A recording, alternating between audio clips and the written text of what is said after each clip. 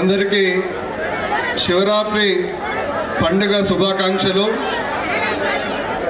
ముఖ్యంగా ఈరోజు నన్ను ఇక్కడికి ఆహ్వానించిన మా అన్నగారైన Uppala charitable trust chairman Venkatesh అన్న గారికి హృదయపూర్వక శుభాకాంక్షలు తెలుపుతున్నాను.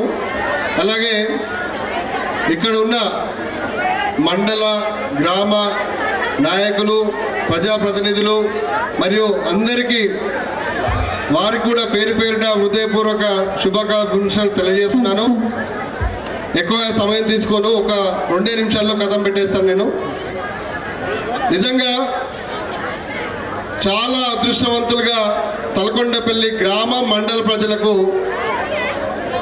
తెలియజేస్తున్నాను. ఎందుకంటే ఆ శివుణ్ణే తీసుకొచ్చి మీ తలకొండపల్లి మండలంలో ఇక్కడ గ్రామంలో పెట్టిన ఆ యొక్క వెంకటేశ్వర గారు నిజంగా ధన్యులు. వాళ్ళు ఎంత అదృష్టం చేసుకున్నారు ఈ గ్రామ ప్రజలు. అలాంటి శివుని తీసుకొచ్చి మీ కళ్ళ ముంగల్నే ఇక్కడ ప్రతిష్ఠ చేయడము, ఈరోజు ఇలాంటి కార్యక్రమం చేయడం అనేది నిజంగా అతను చేసుకున్న అదృష్టంగా భావించాలి. ఎందుకంటే జ్యోతిర్లింగాలు ఎక్కడో ఉన్నట్టుగా అట్లాంటిది శివుణ్ణి ప్రత్యక్షంగా ఎప్పుడు మన కళ్ళ ముంగల ఉండేలా చూసేలా యొక్క శివుని తీసుకొచ్చి ఇక్కడ ప్రతిష్ఠించడం మనం చూస్తుంటాం.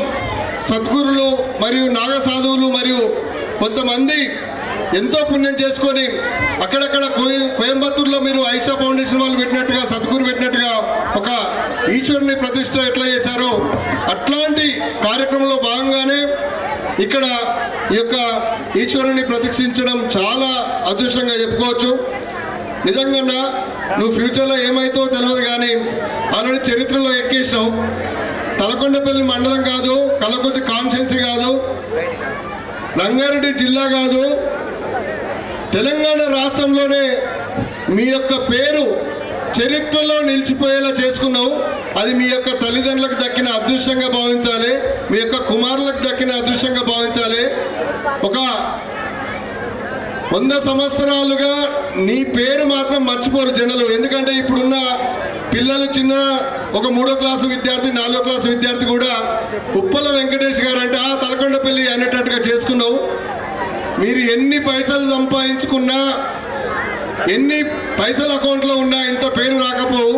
మీరు మీ యొక్క గ్రామ ప్రజలకు, మండల ప్రజలకు చేసిన ఈ యొక్క మంచి పని, కరోనా టైంలో కానీ, ఇండ్లు కట్టేయడంలో కానీ, అంబులెన్స్ ఉచిత వైద్యం అందించడంలో కానీ, మరియు ఇట్లాంటి టెంపుల్ చేయడంలో కానీ చాలామందికి ముందుండి నేనున్నా అని చెప్పి ఈ విధంగా పేద మధ్యతరగతి ప్రజలకు సాయం చేయడం నిజంగా మీరు చేసుకున్న అదృష్టము మరియు గ్రామ ప్రజలు చేసుకున్న అదృష్టంగా భావించి, నేను ఎప్పుడు కూడా ఇన్ని సంవత్సరాల్లో శివపార్వతుల కళ్యాణంలో ఏ రోజు కూడా పాల్గొనలేదు.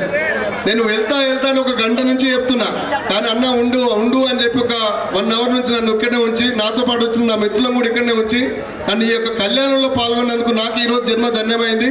నిజంగా చాలా ధన్యవాదాలు అన్న. ఈ యొక్క అవకాశం ఇచ్చిన మీ అందరికీ నా హృదయపూర్వక ధన్యవాదాలు తెలియజేస్తున్నాను.